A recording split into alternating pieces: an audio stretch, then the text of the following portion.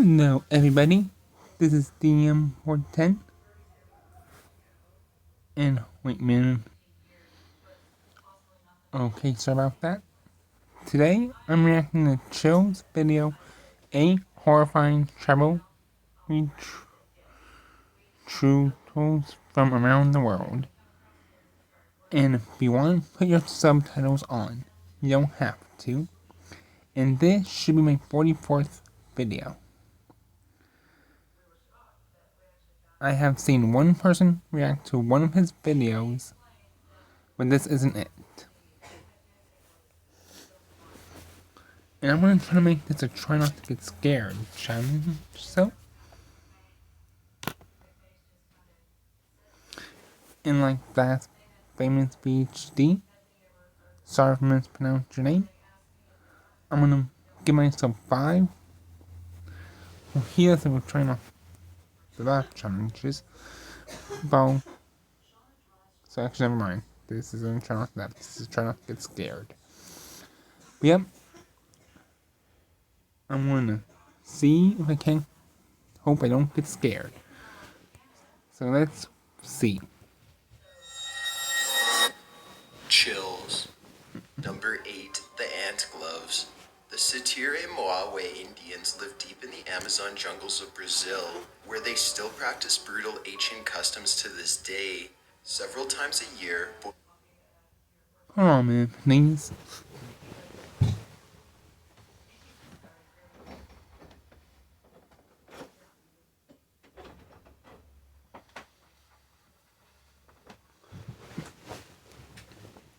And I am doing this at night time.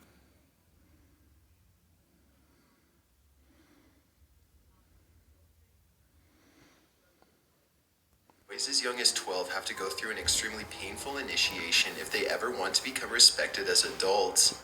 These village kids have to wear painful gloves on both of their hands that have been filled with bullet ants. The bullet ant stings like a wasp. It hurts so bad that it feels like you are getting shot, hence the name. Scientists have even measured its sting to be 30 times worse than that of an American bee.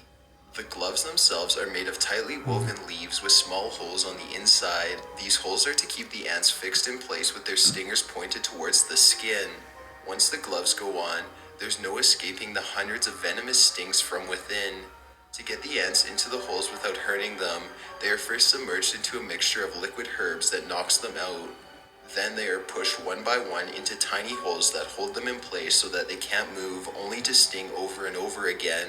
The Sitire-Moawe children must wear the ant gloves and endure the stinging pain for at least 10 minutes as they dance in a circle with medicine men and other tribe members, encouraging them to continue and not pass out. I don't know if I would be able to do that, but there are people who should be able to, but I don't think if I would be able to do this. Take up to 11 hours before all of the village children have been tested. By the end of the ceremony, their hands are black, swollen, and paralyzed. It's not uncommon for them to hallucinate or faint afterwards and feel numb for days. One boy said he felt so hot by the end of the ritual that water would become smoke if it touched his skin. Unfortunately, wearing the gloves just once is not enough. Boys are expected to perform this ritual no less than 20 times within a single year before they are considered tough enough to be a man. That's a lot of ant bites. Number 7, land diving.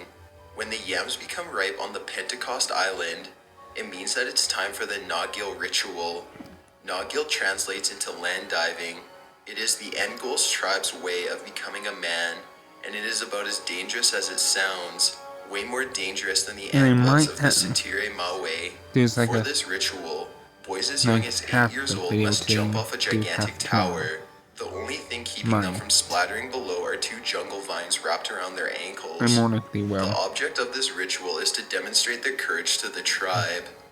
When a child's turn to jump comes, they are supposed to perform a speech that summarizes who they are and how they view the world, basically their last words.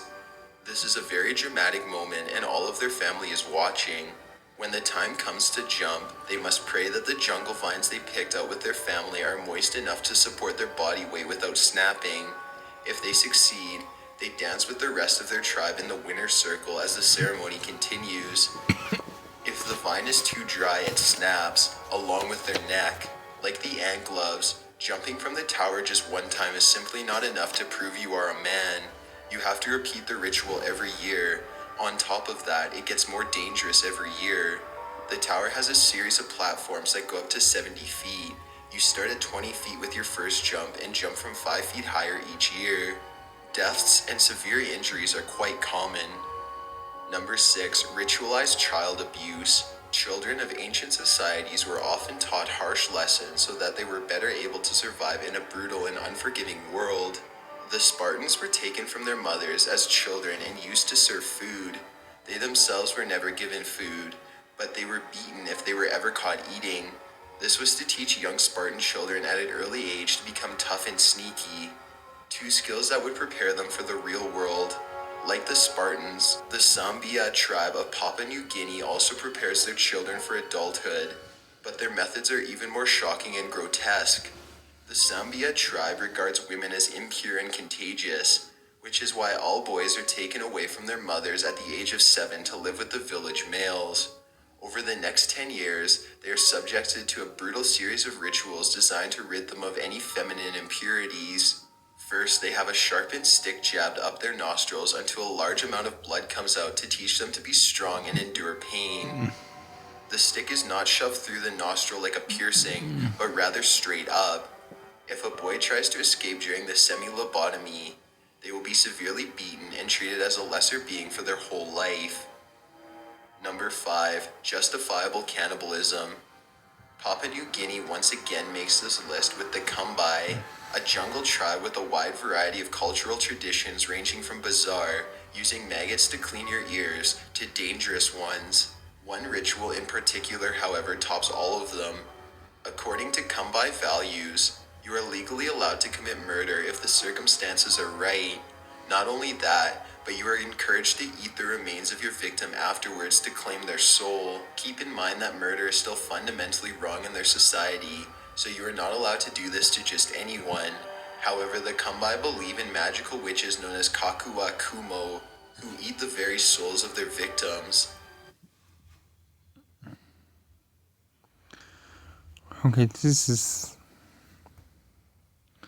not what I thought this one video would be like. Man. I might do this about like maybe 20 seconds and do the rest tomorrow.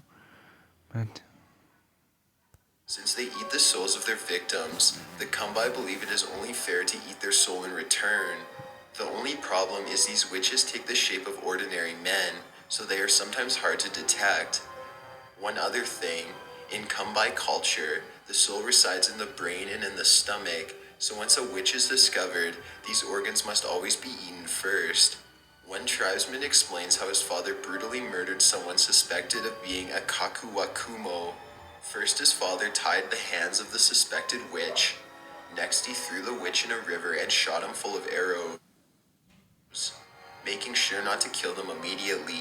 Instead, he drank river water which contained the blood as the man slowly died, and then decapitated him. The father then ate what he could. This okay, they get scared there.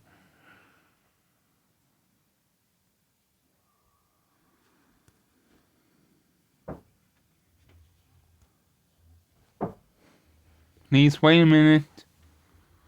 That's one time I got scared.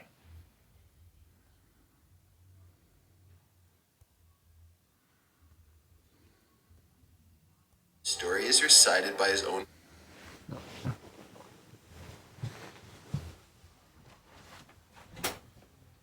What are you doing?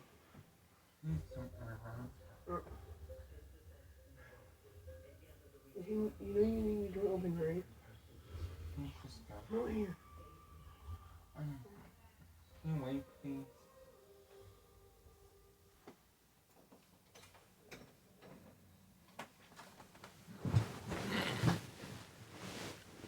Okay, I might stop here for the night. I didn't get scared once, so I failed the try not to get scared challenge. Well, please give me a thumbs up if you don't mind, and subscribe if you want to. I'll try to do the rest of this tomorrow. I'll try to. Well, like I said, please give my video a thumbs up if you want to, and subscribe if you want to. TTYL, talk to you later. Bye!